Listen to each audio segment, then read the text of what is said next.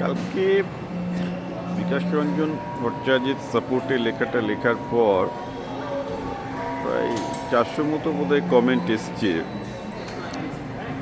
এবং এই কমেন্টগুলো দেখার পর আমি খুব absolutely clear, I am not sure যে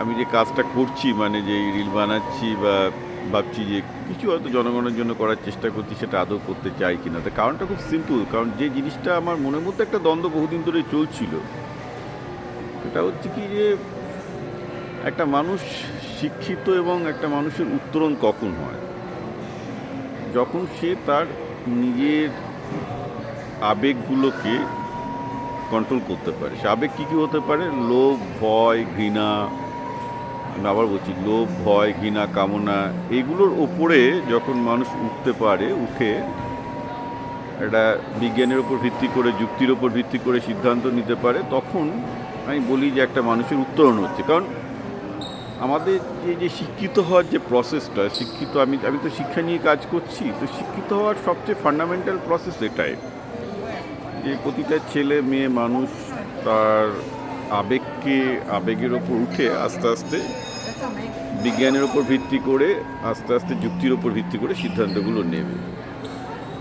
তো কালকে আমার লেখাটা সেই পর্যায়েই ছিল। আমি সবাইকে এটাই বলেছিলাম যে যদি বিকাশবাবুর অবস্থান বুঝতে হয়, আপনাকে বুঝতে হবে যে উনি একজন যুক্তিবাদী লোক, এবং এক্ষেত্রে যুক্তি এটাই বলে যে একটা সমাজের যদি আইনের শাসন প্রতিষ্ঠা না হয়, যেটা পশ্চিমবঙ্গে গত 50 বছরে নেই, এবং তার পেছনে উনার 34 বছরের সিপিএম পার্টিরও ভূমিকা আছে। আমি বিকাশবাবুরও সমালোচনা করতে ছাড়ছি না, আমি বলছি উনার পার্টি এর পেছনে ভীষণ রকমের দায়ী। গত 34 বছর ধরে আইনের শাসন তুলে দিয়ে পার্টির শাসন ওনারাই চালিয়েছিলেন। সো হি ডিজার্ভস দ্যাট, সেটাও আমি বারবার করে বলছি। কিন্তু মোটা বক্তব্য হলো, তিনি যখন বলছেন এবং তার স্টেটমেন্ট হচ্ছে যে মমতা ব্যানার্জির পাশে কেউ না দাঁড়ালে আমি দাঁড়াবো, তার কথাটার মানে বোঝার মতো বাঙালি যা বুঝলাম 99%ও নেই। দেখুন, আইনের শাসন একটা রাজ্যে তখনই হবে, সে যে অপরাধী হোক না কেন। দেখবেন মমতা ব্যানার্জির অপরাধ কনভিক্টেড, রাইট, যদি বলা যায়, তাও নন, তাকে তো কেউ ফর্মালি কেউ চার্জও করেনি। তো প্রশ্ন হচ্ছে হয়তো করবে একদিন, তো তিনি যখন অপরাধী হবেন বা তার বিরুদ্ধে কেসগুলো নিয়ে আসবে, একটা খেয়াল রাখবেন, তিনি একজন রাজনৈতিক নেত্রী। তিনি যেমন বিরোধীদের বিরুদ্ধে কেস দিতেন এবং মিথ্যে মামলার কেস দিতেন, তার বিরুদ্ধেও যে মামলাগুলো হবে তার মধ্যে অনেক মামলা ঠিক হলো, অনেক মামলা মিথ্যা মামলাও থাকবে, রাইট, হবে, এটা উভয়। এবার যদি মানে বিকাশ ভট্টাচার্য যেটা বলতে চেয়েছিলেন যে মমতা ব্যানার্জির মতো একজন ব্যক্তি বা মহিলা, যার বিরুদ্ধে একটা এখন উইচ হান্ট চলছে, অর্থাৎ বাঙালির সবাই মমতা ব্যানার্জির বিরুদ্ধে প্রতিশোধ নিতে চাইছে, কারণ তিনি রাজ্যটাকে এবং যেভাবে লাখে লাখে বেকার যুবক যুবতীর স্বপ্নকে ধ্বংস করেছেন, তাদের জীবনকে ধ্বংস করেছেন চাকরি চুরি করে, অস্বীকার করার তো কোনো উপায় নেই, তারা প্রতিশোধ নিতে চাইবেন। কিন্তু প্রতিশোধ নিয়ে তো একটা আইনের শাসন প্রতিষ্ঠা হয় না। মমতা ব্যানার্জি যেভাবে আইনের শাসন পশ্চিমবঙ্গ থেকে তুলে নিয়েছিলেন, তার বদল যদি এটা হয় যে তাকে ডাইনির মতো করে পুড়িয়ে মারা হোক, তাকে বিনা বিচারে মেরে দাও, তাহলে তার আইনের শাসন প্রতিষ্ঠা হবে না, right, it is not possible. তো বিকাশবাবুর বক্তব্য ওটাই ছিল যে তিনি আইনের শাসনের জন্যই মমতা ব্যানার্জির পক্ষে দাঁড়াবেন, ভেরি ক্লিয়ার কাট, তিনি তার সাক্ষাৎকারটা শুনলেই সেটা বোঝা যাবে। তো এখানে যেটা আমি পরিষ্কারভাবে লক্ষ্য করছি যে কেন আমি এই রিল ছাড়তে চাইছি, একটা মানসিক অবস্থা, কারণ চারিদিক থেকে আমি লক্ষ্য করছি যে মানুষ যুক্তি, বিজ্ঞান, সততা, মানে একটা ট্রুথ সার্চিং, এইগুলো নিয়ে ইন্টারেস্ট নয়।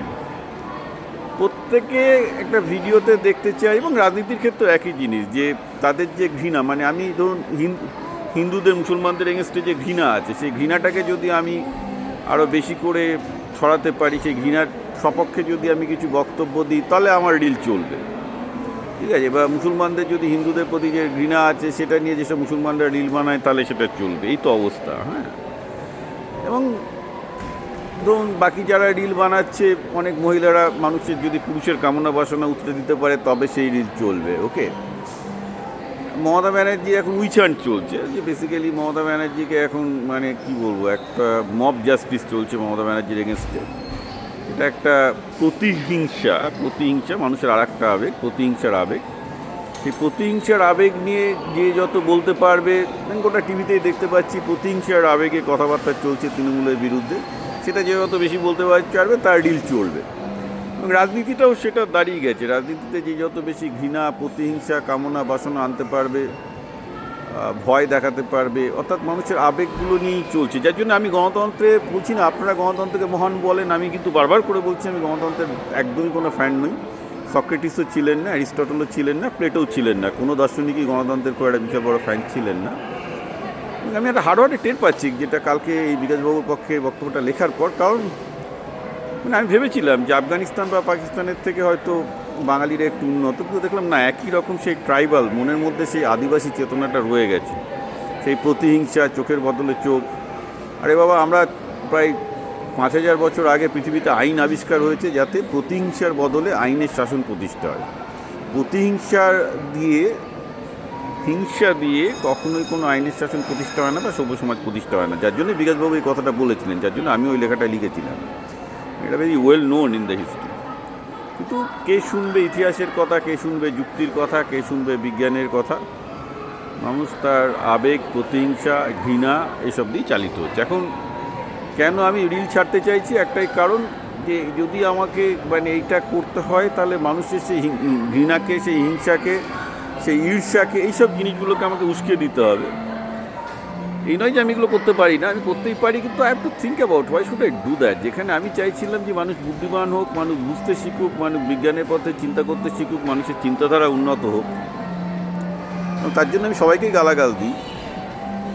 দেখছি কোনো মতেই আমার পক্ষে আর সম্ভব হচ্ছে না। So I think rather I should give up and আইল এনজয় মাই টাইম।